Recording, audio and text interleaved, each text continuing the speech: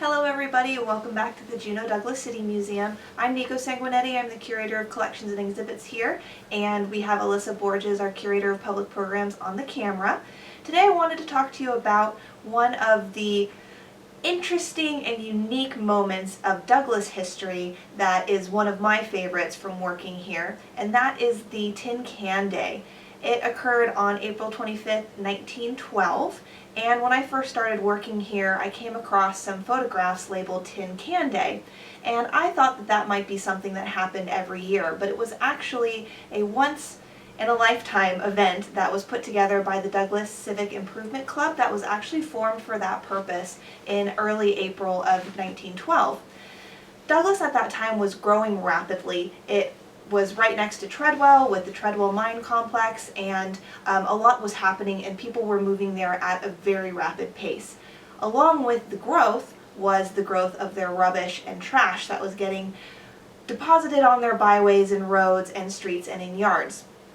So the women of the town felt it was very important to put forth an effort to clean up the island for their children and for their children's children, with the idea that Douglas was one of the most beautiful places on the planet and should be preserved. So the club came together in early April 1912 with the goal of how best they can tackle this issue of rubbish. The newspapers reported it was one, not only was it unsightly, but the rubbish piles were a huge breeding ground for germs, which was responsible for the deaths from disease of a lot of their children and babies, and they really wanted to make sure that they were preventing that as much as possible, as anyone would. So Tin Can Day was formed, or the idea was formed, and this group of women put together this whole schedule of events. The day started at 9:30 and would close at 5. Lunch was provided for those who were assisting at the Natatorium Hall over at Treadwell, and the goal was really to get the entire island involved. Stores were closed, business was at a standstill, and schools were canceled. And this was a Thursday, so that was quite an important thing that happened. So the entire town really shut down in order to do this large cleanup. Newspaper reports also have calls to action from the women of this club discussing how best you could help and how best you could aid this endeavor, mainly calling on families to clean up their own yards because no one was going to do it for them, and then to help with cleaning up the streets and other public areas on that particular day. So starting at 9:30, people took to the streets. They were collecting tin cans and sacks as well as regular rubbish, with the goal of that was going to be deposited and taken care of elsewhere, with really the idea to beautify the town as much as possible. Over 2,000 sacks of cans were collected that day. Each sack enabled a person to receive a ticket that was able to be traded in for 5 cents, with the person who had the most tickets at the end of the day receiving a $10 prize, more or less, and that was won by Myrtle Egan, who collected 203 sacks of tin cans, which is pretty impressive.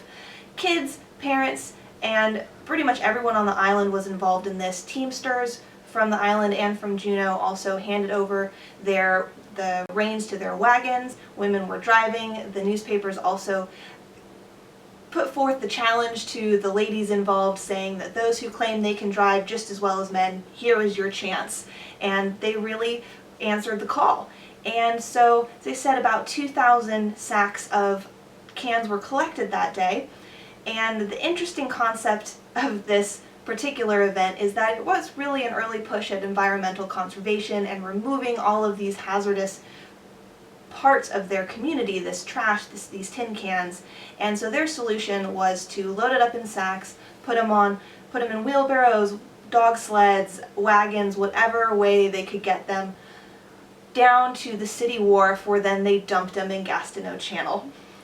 That was considered the best, safest, and most environmentally friendly way to get rid of this scourge of disease.